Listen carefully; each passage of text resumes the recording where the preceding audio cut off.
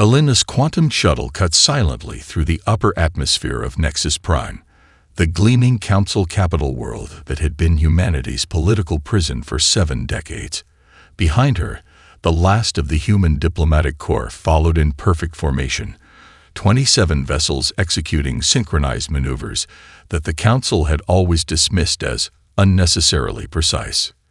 "Incoming transmission from High Elder Solix," announced her eye. "Priority override protocols attached." "Denis," Alina replied calmly, removing her ceremonial council pin and placing it in a small containment field. The sapphire-like gem, supposedly a mark of honor, contained 17 different surveillance devices. "We're done performing for them." In the cargo hold below, quantum-locked containers held terabytes of research data being extracted from Council archives. Copies of humanity's own innovations that had been classified, restricted, or outright stolen over the decades. Not theft, Alina reminded herself. Reclamation. Her second-in-command, Dr. Marcus Chen, joined her on the bridge, his expression a mixture of relief and apprehension. "The Exodus protocols are proceeding ahead of schedule. New Dawn Colony reports all human personnel successfully evacuated from Sectors 7 through 19. "And the contingency packages?" Alina asked, referring to the emergency supplies secretly distributed to friendly species over the past year. Marcus nodded. "Delivered to the Kilari, the Torelli, and 11 other potential allies. They'll have what they need when the Council's restrictions start to bite." The shuttle broke free of Nexus Prime's gravity well, joining a growing constellation of human vessels converging at the designated jump point. Alina's secure terminal chimed with an emergency alert, the first of many to come. "The Council has just discovered our agricultural specialists have departed Agrarian Station Delta," Marcus reported, scanning the incoming data. "Food production projections are already being revised downward." Alina nodded, allowing herself a small, grim smile. "They always saw us as labor, never as innovators. They'll learn the difference soon enough." As her fleet aligned for the jump to human space, Alina broadcast a final message, not to the Council chambers, but to the ordinary citizens of countless worlds who would soon feel the absence of human ingenuity. To the people of the galaxy, today marks not an ending, but a beginning. For too long, the Council has stifled progress in the name of stability. They have treated innovation as danger, diversity as disorder. When the changes come, and they will come swiftly, remember this. We offered partnership. They demanded subservience. The choice was always theirs. With a flash of brilliant light, the human fleet vanished into the depths of space, leaving behind only echoes and uncertainty. In the coming days, as the Council struggled to maintain the illusion of control, the truth would become undeniable. The universe had begun to shake. Admiral Torres stood before the holographic war table, observing as the Sentinel network came online.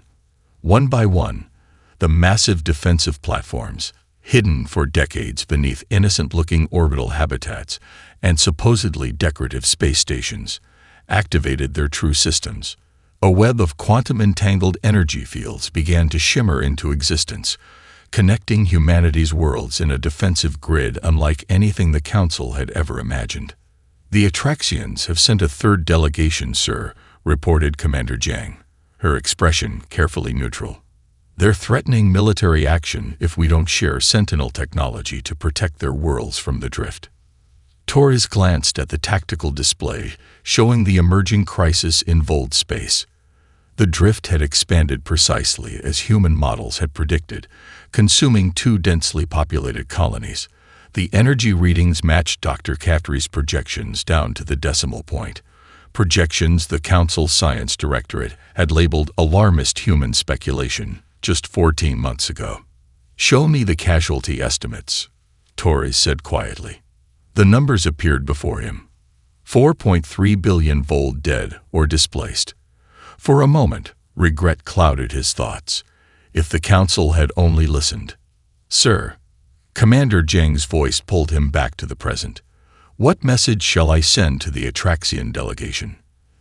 The standard response. Torres replied, straightening his uniform. But add this. We've uploaded emergency evacuation procedures to an unsecured channel. They're not the protocols we would have implemented, but they'll save some lives. His executive officer raised an eyebrow. Sir, that's classified information. Torres met her gaze steadily. We left the council because they chose politics over lives, Commander. We won't make the same mistake. In his private office, Torres reviewed the secret communiques from species that had supported humanity in council proceedings. The Kilari ambassador's message was particularly poignant. We stood with you when we could. Remember us when the council begins to fracture. Torres authorized immediate sanctuary for Kilari refugees, then turned his attention to the quantum-secured display, showing humanity's technological renaissance. Research projects that had languished under council restrictions now advanced at breathtaking speed. The Prometheus Initiative, a radical approach to energy generation deemed too dangerous by council standards, had achieved stable output 3 years ahead of schedule. As he prepared for the emergency briefing with Earth's leadership, Torres paused at the window overlooking the sprawling Sentinel Command complex. Workers hurried between buildings, purpose evident in every movement. No more debates requiring 17 committee approvals. No more technological compromises to appease species fearful of human potential. Admiral, his AI assistant interrupted, we've detected unusual energy signatures at the edge of the Aurora barrier. The Council appears to be testing our defenses. Torres nodded, unsurprised. Let them probe. Every scan they run tells them the same thing. They never truly knew what humanity was capable of. As night fell over Sentinel Command, the stars seemed brighter somehow, untethered from Council constraints. Humanity had begun to reach for them with new determination, while the first tremors of their absence rippled through the foundations of galactic society. Dr. Samira Patel knelt in the rich soil of Terraforma II, letting the dark loam run through her fingers as the planet's twin suns cast purple shadows across the landscape. Around her, fields of wheat and maize stretched to the horizon. Crops genetically modified to thrive in radiation levels the Council had deemed catastrophically incompatible with agriculture. The latest adaptive strain is showing 42% higher yield than projected, reported her assistant, Dr. Yusuf, checking readings on his holographic display. The soil microbiome is evolving faster than expected, creating a self-sustaining ecosystem. Samira nodded, watching the swarm of agricultural drones adjusting nutrient dispersal patterns in real time. The Council had always insisted on rigid, controlled farming protocols. Unchanging formulas applied regardless of local conditions. Humanity had taken a different approach. Adaptive algorithms, constant adjustment, embracing environmental variation rather than fighting it. The irony is that we offered this technology to the Council 6 times, she said, standing and brushing soil from her knees. Project Gaia was rejected as unnecessarily complex when simple hydroponics would suffice. A notification chimed on her comm unit. The orbital monitors had detected another unauthorized Council surveillance drone attempting to photograph their operations. The 7th this week. Should we disable it? Yusuf asked, hand hovering over the security protocols. Samira shook her head. Let them look. Perhaps seeing will accomplish what telling never could. In her command center, built from prefabricated modules deployed just months ago, Samira reviewed the incoming data from Council space. The agricultural collapse was accelerating faster than even their models had predicted. Without human agronomists constantly adjusting the genetically modified crops to local conditions, the miracle plants that had fed trillions were failing spectacularly. Incoming transmission from Minister Chen, her AI announced. Priority Alpha. The minister's hologram appeared, his expression grave. The Torelli have formally requested emergency food shipments. Dr. Patel. Their colonies are facing critical shortages. The Torelli supported our warnings about the drift, Samira noted. and their representative was the only one who objected when the Council classified our atmospheric manipulation techniques as dangerously experimental. "So we helped them?" Minister Chen asked. "We helped them," Samura confirmed. "Prepare shipments of shelf-stable supplies and seed stock for their colony worlds. Include the complete genetic templates and cultivation algorithms." After the transmission ended, Samara turned to the window overlooking the main research dome, where hundreds of scientists, freed from Council restrictions, were developing agricultural techniques that would make even this supposedly dead world into a breadbasket. Her comm chimed again. A message from Elena Jo, encrypted at the highest level. "Council emergency session declares any world accepting human agricultural aid to be in violation of quarantine protocols. 17 species have already ignored the directive. The fractures are appearing faster than we anticipated." Samara looked out at the golden field swaying under alien suns and felt a complex mixture of vindication and sadness. The Council had spent decades telling humanity they needed guidance, that human innovation was dangerous without proper oversight. Now the galaxy was learning a painful truth. You can't eat pride. Dr. Wei Chen stepped into the observation chamber overlooking the Fold Gates control center. Through reinforced transparent aluminium, he watched teams of engineers making final adjustments to the massive quantum computers coordinating the linked gates between Earth and Alpha Centauri. The technology had been theoretical when humanity sat on the Council, or so they had led the Council to believe. "Status report," he asked his project lead, Dr. Amara Okafor. "Stability at 99.8%, she replied, her fingers dancing across holographic controls. "We're achieving matter transmission rates that exceed our projections by 17%. The Council thought this technology would take centuries because their approach relied on brute force manipulation of space-time. Our quantum entanglement method is elegant by comparison." Wei nodded, remembering the Council Science Directorate's dismissive response to his initial proposal 16 years ago. Humans lack the fundamental understanding of dimensional physics required for such technology, they had declared. Meanwhile, his team had already constructed a working prototype in a hidden facility beneath Luna's surface. "We have a VIP request for transit," Amara noted, checking an incoming notification. "The Lumerian ambassador wishes to return home through the gate." "Approved," Wei said, smiling at the thought of the crystalline being who had become an unexpected ally. The Council kept them in the pre-sapient classification despite clear evidence of their quantum consciousness, another oversight that worked against them. Below in the transit chamber, the massive ring of the Fold Gate hummed with energy as it prepared to send the Lumerian vessel across 4.3 light-years instantaneously. The ship, a beautiful construction of living crystal, pulsed with its own bioluminescent light as it approached the gate. Wei's comm unit chimed with an encrypted alert. The Council Science Directorate had just authorized unprecedented funding to replicate human quantum technology, suspending their traditional review processes.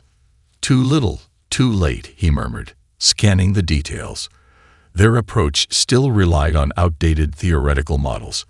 They would spend trillions trying to force an inferior solution, rather than reconsidering their fundamental assumptions. His assistant entered with a secure datapad.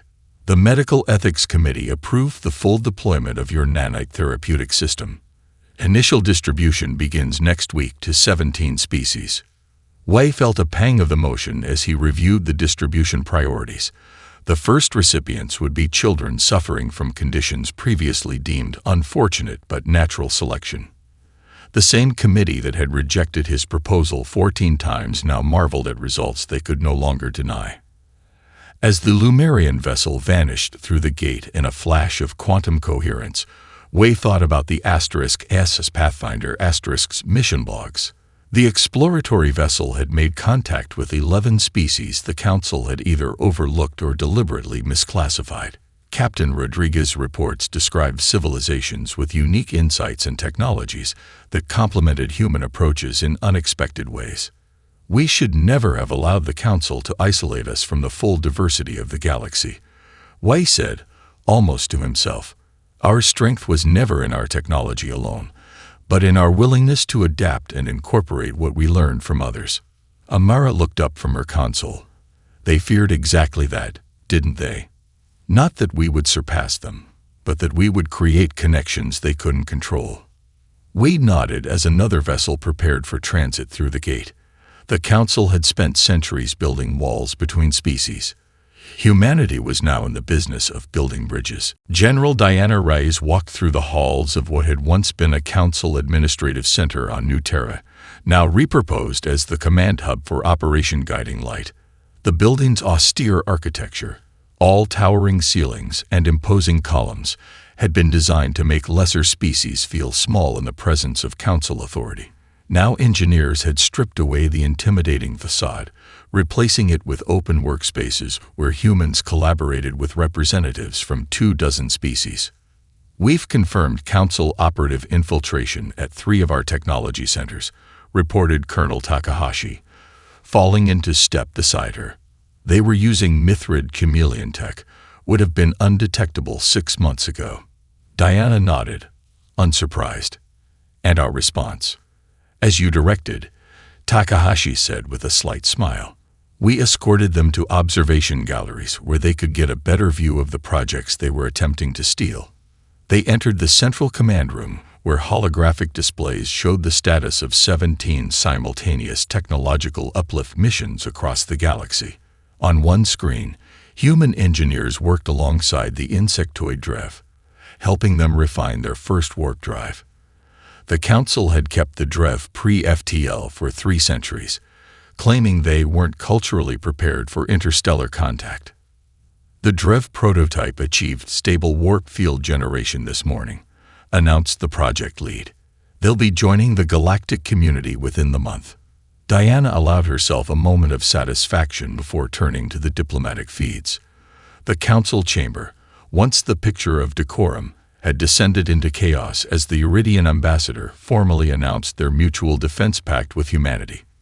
We merely recognize the obvious, the Iridian was saying, her scales glittering under the chamber lights. When the drift consumed our colonies, human ships arrived within hours. The Council emergency response is still pending committee approval. The feed showed High Chancellor Vorex's face contorted with rage as he hurled his ceremonial staff across the room, striking a priceless artifact that had stood for millennia. The symbolism wasn't lost on Diana or the other observers. 14 more species have formally requested alliance negotiations, said Ambassador Liang, Diana's diplomatic counterpart in Operation Guiding Light. Most significantly, the Sephiran Republic. They control the primary trade routes in the Orion Spur. Diana studied the map of former Council space, watching as more and more systems changed color, indicating their new alignment. The fracturing was occurring even faster than their most optimistic projections. The Mithrid Collective has gone silent, Takahashi noted. They've recalled all representatives and sealed their borders. Final transmission contained concerning references to human contamination and fought viruses. They can't conceptualize that species might choose to leave their precious order voluntarily, Diana said. Their cybernetic groupthink can't process independent decision-making. A priority communication flashed on her secure channel. The United Systems Parliament had approved the next phase of Operation Guiding Light.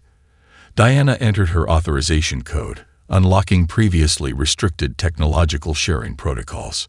Inform all partner species, she instructed her staff.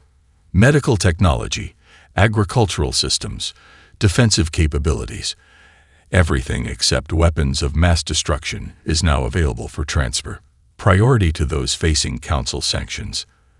As the orders went out, Diana stood before the galactic map. The Council had spent millennia constructing a carefully ordered hierarchy with themselves at the pinnacle. It had taken humanity just 3 years to demonstrate how fragile that structure truly was. They still think we're building a rival empire, she murmured to Ambassador Liang. They can't comprehend a galaxy without masters and servants. That's why they'll lose, Liang replied simply. They're fighting the last war, while we're creating the future. Captain Layla Sharma stood on the bridge of the HSS Artemis, watching as her battle group moved into defensive formation around Proxima Station. The massive human outpost, positioned at the strategic junction between former Council space and human territory, now served as the front line against the Harvester threat. Harvester vessels maintaining course, reported her tactical officer, Lieutenant Choi. 17 capital ships, approaching at sublight speeds, molecular disintegration weapons hot. Layla studied the sensor readings with grim satisfaction. The massive biomechanical entities matched human projections with eerie precision, from their bone-white hulls to their matter conversion technology. For 40 years, human scientists had detected the subtle gravitational distortions indicating approaching extragalactic vessels. For 40 years, the Council had dismissed their warnings. "All ships, this is Captain Sharma," she broadcast to her fleet. "Deploy Aegis shields and activate molecular coherence fields. Remember your training. These entities target matter at the subatomic level. Standard shields are useless." Her vessels, sleek, adaptive designs that looked nothing like the rigid military ships of the Council, moved with coordinated precision. Each had been specifically designed to counter Harvester technology, their hulls incorporating crystalline lattices developed in collaboration with the Lumerians. "Captain, we're receiving a distress signal," Communications Officer Park announced. "It's from a Council evacuation fleet. They're being pursued by a Harvester scout group 8 light minutes from our position." Layla didn't hesitate. "Plot intercept course. Alert medical to prepare for Council refugees." Her XO, Commander Rodriguez, raised an eyebrow. "The Council vessels include 2 Atraxian cruisers, Captain. The same class that fired on our research stations last year." "Noted, Commander," Layla replied coolly. "The Harvesters don't distinguish between species. Neither will we when lives are at stake." The Artemis and 3 escort vessels broke formation, accelerating toward the Council evacuation fleet. On tactical displays, Layla watched the Harvester scouts, smaller but no less deadly than their capital ships, closing in on the sluggish Council vessels. "Targeting solutions acquired," Lieutenant Choi announced. "Phase-locked quantum disruptors ready." "Fire," Layla ordered. Beams of coherent energy, technology the Council had deemed too unstable for practical application, lanced out from the human vessels. Where they struck the Harvester scouts, the beam's molecular structure simply unraveled. Their matter conversion technology turned against them. "Direct hits. 3 Harvester scouts neutralized," Choi reported. "The 4th is altering course, heading directly for the Atraxian flyship." "Intercept," Layla commanded. The Artemis surged forward, inserting itself between a Harvester and the Council vessel. The impact rocked the ship, alarms blaring as the enemy's disintegration field made contact with their experimental shields. "Shields holding at 62%, Rodriguez reported. "That would have vaporized standard Council defenses." Layla opened a channel to the Atraxian vessel. "Council ship, this is Captain Sharma of the HSS Artemis *. We're clearing a path to Proxima Station. Follow precisely in our wake. The route will be shielded from molecular disruption." There was a pause before the response came. "This is High Commander Telix of the Atraxian Defense Force. We acknowledge your assistance, human vessel." As her battle group escorted the Council refugees toward safety, Layla received a priority transmission from Earth. Supreme Chancellor Vorix himself had arrived in human space, requesting, no, begging, for assistance against the full Harvester fleet now devastating undefended Council worlds. Layla smiled grimly. Humanity had spent 4 years preparing for a threat the Council had refused to acknowledge. Now, the future of the galaxy would depend on whether those preparations had been enough. Chancellor Elena Jo walked through the ruins of New Chateris, a world that had once been the crown jewel of Vold expansion. The air still smelled of molecular destruction, an acrid, electric scent that human scientists had documented from Harvester attack simulations years before encountering it in reality. Around her, Human relief teams worked alongside Vold survivors, setting up field hospitals and temporary habitats in the shadow of shattered hive spires. The council never prepared them, murmured Ambassador Liang, surveying the devastation. Not even basic evacuation protocols were established. Alina nodded, watching as Admiral Torres directed a mixed team of human and Vold engineers deploying atmospheric purifiers. The Admiral knelt beside a young Vold survivor, carefully attaching a breathing apparatus designed specifically for their unique respiratory system. "We've learned something that the Council never could," Alina replied. "True authority isn't granted by age or tradition. It's earned through action." Her secure comm chimed with an incoming transmission. The holographic display showed a diplomatic shuttle approaching, bearing the markings of the Atraxian High Command. "Supreme Elder Jean has requested a personal audience," her aide reported. "His vessel will arrive within the hour." Alina suppressed a smile. 5 years ago, Jean had dismissed her final plea for council reform with a condescending wave of his 7-fingered hand. Now he came as a supplicant to a field hospital on a devastated world. The meeting took place in a prefabricated command center, its utilitarian design a stark contrast to the ornate council chambers where they had last spoken. Elder Jean entered slowly, his translucent skin pallid with stress, his once immaculate robes bearing the marks of hasty travel. "Chancellor Zhou," he began, his tone formal but lacking its former arrogance. "The circumstances of our meeting are not what I would have wished." "Few circumstances in this galaxy are what we wish, Elder," Alina replied evenly. "That is why adaptation is more valuable than tradition." Jean nodded, then activated a holographic display showing the reduced council territory, a mere shadow of its former expanse.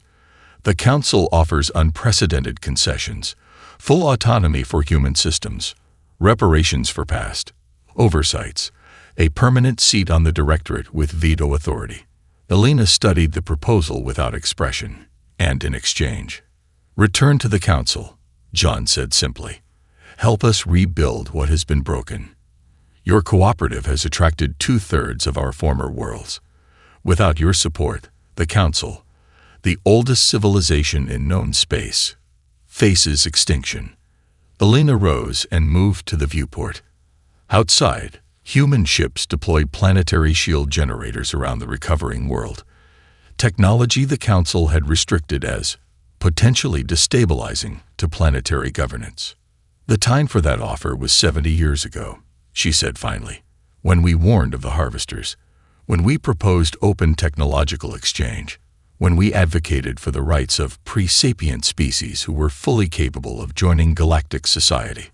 She turned back to face the Elder, her expression not unkind but resolute. "We didn't leave to build a rival empire, Elder Jean. We left because the galaxy needed a different model, not hierarchy, but cooperation, not restriction but innovation, not stability at all costs but adaptability." Jean's skin pulsed with a complex pattern of colors, shame, understanding, and resignation. "Then the council as we knew it is truly finished." "A council is finished," Alina agreed. "But your species, your worlds, your people, they have a place in the new galactic community we're building. Not as elders entitled to guide the young, but as equals with unique perspectives to contribute." As the Atraxian Elder departed, Alina rejoined Admiral Torres among the ruins. "They still don't fully understand what's happening," she observed. "Even now, they see this as a transfer of power rather than a transformation of its very nature." Torres nodded, watching as a human medic taught a Vold healer to use advanced nanite therapies. "That's why we had to leave. Some lessons can only be learned through consequence, not conversation." Admiral Torres ran his hand along the railing of the quantum glass observation deck, feeling the subtle imperfections where repairs had been made after the Harvester War. 10 years ago, this spot had been reserved exclusively for council elders, a place where they could look down upon the masses gathering in the plaza below. Now children of all species played freely in the shadow of the Unity Monument, while their parents mingled in what had once been the most restricted space in the galaxy. "Strange to be back here," Alina Zhao said, joining him at the railing. Her diplomatic uniform had been replaced with simple civilian attire, her term as Chancellor recently completed. "I remember giving my first address to the Council from that podium." They barely looked up from their data terminals. Torres nodded, watching the gathering below. Representatives from over 300 species, many only recently achieving spaceflight with cooperative assistance, had come to commemorate the decade since humanity's withdrawal and the subsequent transformation of galactic society. "We never imagined it would unfold like this," he admitted. "When we left, I expected isolation, perhaps conflict. Not this. This was a galaxy fundamentally changed. The cooperative spanned 3 spiral arms, with Earth serving as just one of 12 administrative hubs. Even the remnants of the Council had reformed into the Concordat, smaller, humbler, but gradually adopting reforms mirroring cooperative principles. "Admiral Torres, Chancellor Zhao." They turned to find a delegation approaching, young representatives from species that had once been their most ardent opponents. A young Atraxian led the group, his skin pulsing with respectful blue light rather than the dismissive purple his elders had always displayed. "We're the first graduating class of the Cooperative Exchange Program," he explained, gesturing to his companions. Torres recognized Vold, Mithrid, and several other former Council species among them. "We've spent the last 4 years studying on Earth and human colonies." The young Atraxian stepped forward. "My name is Varen. My grandfather was High Elder Xolix." Torres stiffened slightly, remembering the elder who had been among humanity's most vocal critics. "Before he died," Varen continued, "he asked me to find you and deliver a message he could not bring himself to say in person." The young alien's voice modulated to the formal tones of his grandfather. "They were right. We were wrong. Remember this, so our mistakes are not repeated." Varen's own voice returned, earnest and direct. "We're rebuilding what our forebears broke. We finally understand why you left." Below them, a human child and a young Vold had invented an impromptu game, creating new rules that accommodated their different physiologies. They laughed together, neither aware nor concerned that their ancestors had once viewed each other with contempt. "We didn't leave to punish the galaxy," Torres said softly, watching the children play. "That was never the point." "Then why?"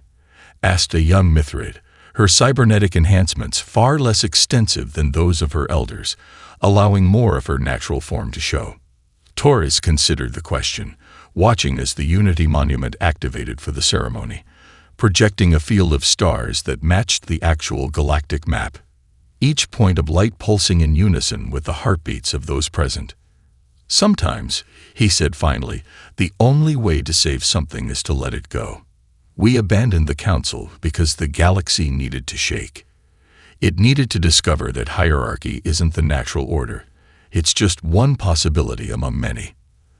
The delegation joined Torres and Zhao at the railing, watching as species that had once been separated by Council decree now mingled freely, sharing ideas, culture, and purpose. The universe had indeed shaken when humans abandoned the Council, not with destruction, but with possibility.